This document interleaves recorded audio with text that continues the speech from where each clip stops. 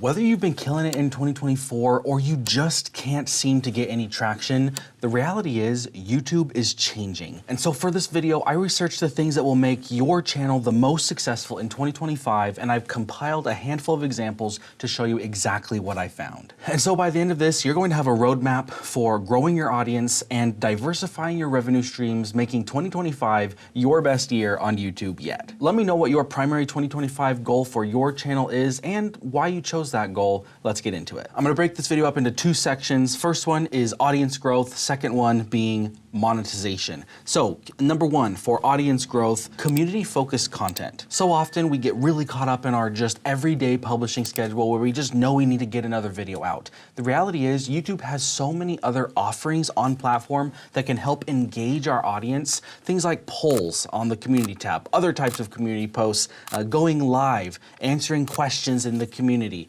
or under your videos. All of these things are going to help you improve your connection with your audience. It is so critical for you to know who your audience is. I would have to say you really can't succeed on YouTube if you don't know who your audience is. And if you're just publishing a video blindly every single week without understanding who your audience is and who those videos are for, you will struggle to find success forever. And while getting this data from your own channel, like from all the places I just mentioned, is the best because you know exactly who is watching your videos already, sometimes your audience members just aren't cutting it. Maybe you don't have a large enough audience to really understand who they are or who you want them to be. And I've said this before and I'm gonna say it again, if you can't get this data on your own channel, that is not an excuse. I'm sorry to say it, but it's a brand new year. I'm gonna be a little bit hard on you this year. You do not have an excuse for not knowing who your audience is. If you can't figure out from your own channel who's watching your videos and who's interested in the content you're making, you need to go to other channels and you can find out this same information there. Let me tell you how. You can do this by going to someone else's video, watching their video on a channel that you think would be very similar to the type of videos that your audience would like to watch. And again, this is a hypothetical audience, someone or people that you think would like to watch your videos. Go to another channel that's similar enough to the channel you want to have and read their comments. Read every single comment on all of their videos in the last 3 months. Figure out what their audience cares about. You could also go to their community tab. Figure out what type of community posts are getting the most engagement. Look at their videos, what's getting the most engagement. By doing this, you're figuring out who your audience is, so you can be much more targeted when you're creating videos on your own channel. This is a little bit of a hack. Maybe it feels a little bit obvious to you, but this is a tactic we use in Project 24 that has helped hundreds of people succeed on YouTube. An example of a creator who I really think cares about their audience and does a really good job of figuring out what their audience likes is Kendall Gray. We've talked about Kendall on this channel before. We met him at Vid Summit, and I think he does a really good job. Let's take a look at his community right here. 2 days ago, looking for someone who can do a job for him. And then getting recommendations there. Something else he posted 2 weeks ago. What do you guys think about YouTubers being sponsored by big outdoor companies? Is it great? Is it bad? Getting feedback from the audience on sponsorships. What a cool idea. Something else, do you guys like hunting, fishing, or both? So figuring out what type of content these people might like. Potentially being in a video 5 months ago, do a fan outro, film a 8 to 15 second video thanking people. Like this is really, really cool. There's like this level of engagement that we just don't typically see on other channels. Should I do shorts, TikToks, vlog channel video series? He asked them about a product. Which one's your favorite? There was another one down here that I really, really liked. Where are you? Okay, so he says, like basically this is, who is my audience? Elementary school, middle school, high school, or graduated. So he knows he has a younger audience, but he's trying to figure out exactly where they're at. And so he's doing all these polls, and there's not like a ton of them, but they're all really meaningful. And so I love how this helps him figure out who his audience is, and you can really see it come through in his content. When he spoke at Vid Summit, he talked about how all of his decisions are really audience driven. He really cares about what the audience likes. He cares about connecting with them. And like I said, when I watch his videos, I really can tell that that's the type of feeling that I get. That's the type of content that he's really being successful in creating. Next up is titles and thumbnails and intros. These things are gonna go together. You need to make sure that your titles and thumbnails are interesting and intriguing. Your thumbnail should be interesting and intriguing from a distance. You have to realize that when people are scrolling through the homepage on YouTube, they're not just randomly looking for your videos every single time. They have to be engaged, they have to be drawn in by your videos. And so if your video is engaging, but only if you like study it for 2 minutes, that's not a good thumbnail. So you just have to think, what's going to be something that's going to catch people's eye? And a lot of times, simplicity actually works really well. Since the YouTube homepage is really busy, and like off to the side, a lot of things look really busy, a lot of times simplicity is a great place to start. So even if you don't feel like you have all the design expertise to make a perfectly crafted thumbnail, just know that if you have a good topic, like a video concept that's interesting, and you do a very simple thumbnail, you can end up with a thumbnail that's really good. Let's take a look at this channel. This is actually someone in the Channel Makers audience, Kelsey Rodriguez, who has done a phenomenal job with this on her channel, and I love some of the content she's putting out. Look at some of these thumbnails. They're simple, but they're eye-catching, and you can tell that they really match the style of her channel. Like this one right here, my response, okay, immediately looking at the title. Am I actually an artist? Well, she has 257,000 subscribers on an art channel, which makes me think, well, what the heck is she talking about? I love the style of her thumbnails, and there is a bit of an evolution over time, but you can just tell, like this one right here, I really like. This is why I make art.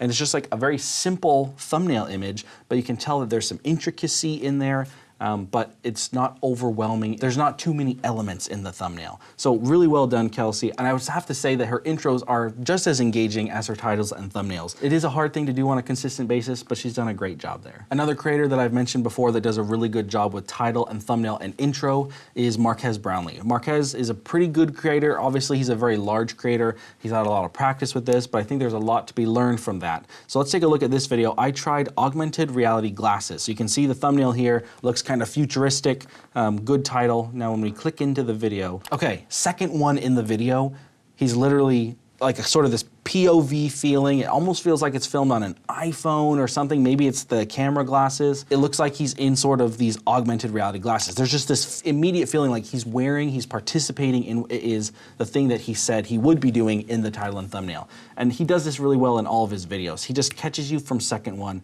I really think that he's a great example for us to look at as smaller creators so that we can learn how to do the same thing on our channels. And the last thing here for expediting your growth in 2025 is retention. If you wouldn't watch it, neither would they. I know that sounds silly, but there are so many videos that I've personally created that I would just never watch. And it's not because I don't like the topic. Yes, I love the topic, that's why I'm creating the video. It's just that I did a really terrible job making the video. And so if you feel that way about your videos, or like you can't even get somebody who's interested in the topic to watch your videos, who's close to you, you probably will know that your videos need a little bit of help on the retention side. We've talked about the intro, right? The first few seconds, 15, 20, 30 seconds needs to be really interesting and engaging. It needs to deliver on the promise you made in the title and thumbnail, but then the rest of your content, the body of your content also needs to be engaging.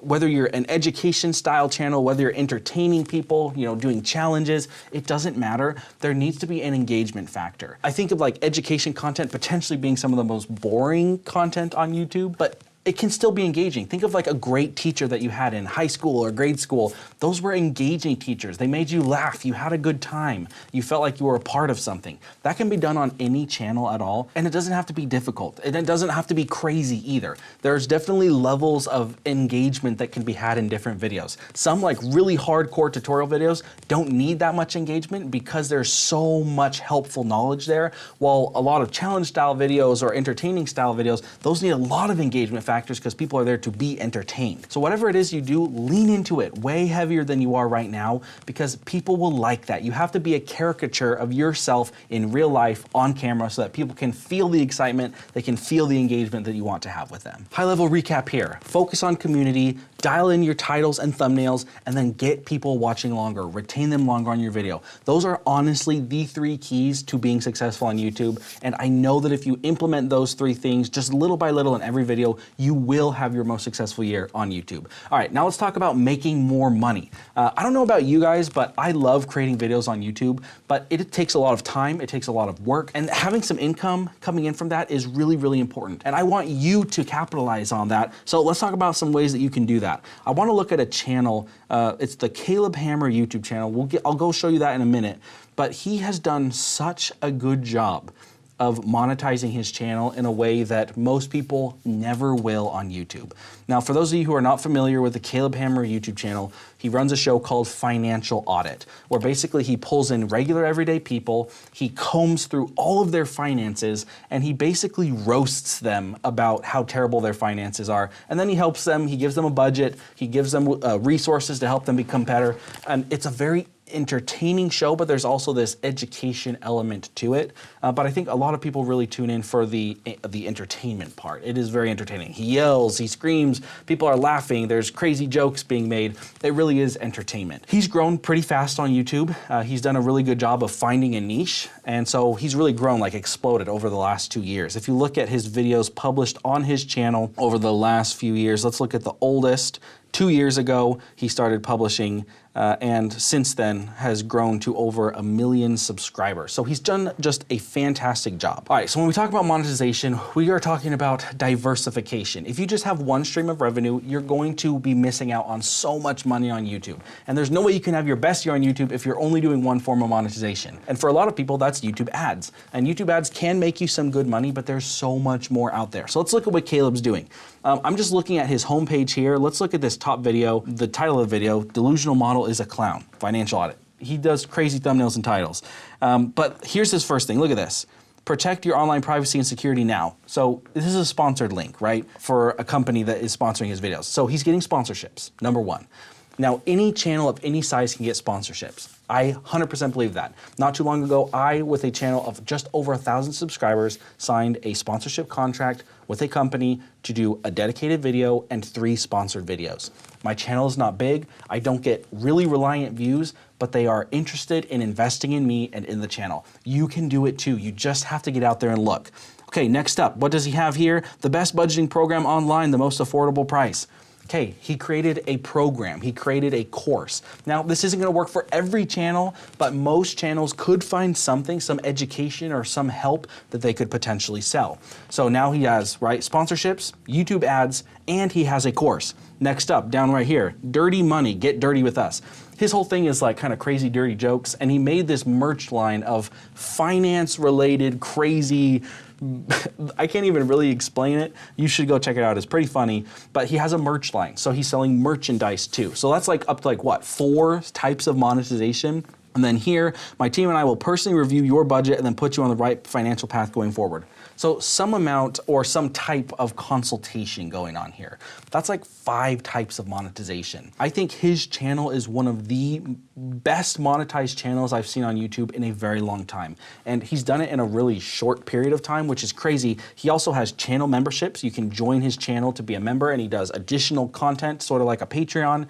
And then if you look down here, he has other channels, a vlog channel, he has a podcast, and then he has some other channel here. So 4 channels at least where he's making money from YouTube ads and then potentially other monetization streams. Guys, this is the key to being successful on YouTube. You don't need 1 million subscribers to make this work. You can make a YouTube channel work with 20,000 subscribers, 30,000 subscribers, maybe even 10. You could potentially make thousands, $5,000, $10,000 a month if you just diversify your earnings well.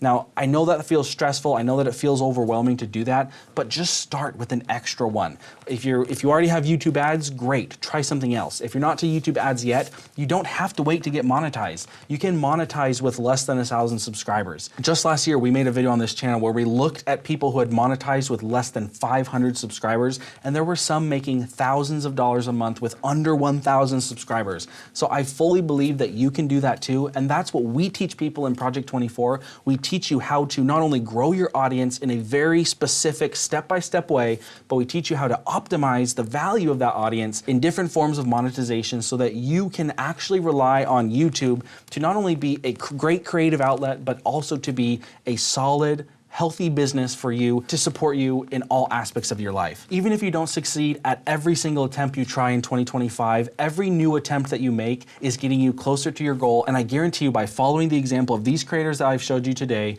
you will have your best year on YouTube. You guys are awesome. Let's keep supporting each other throughout this new year. And if you want our full guide to growing on YouTube in 2025, we actually spilled all those beans right here. Go check that out. We'll see ya.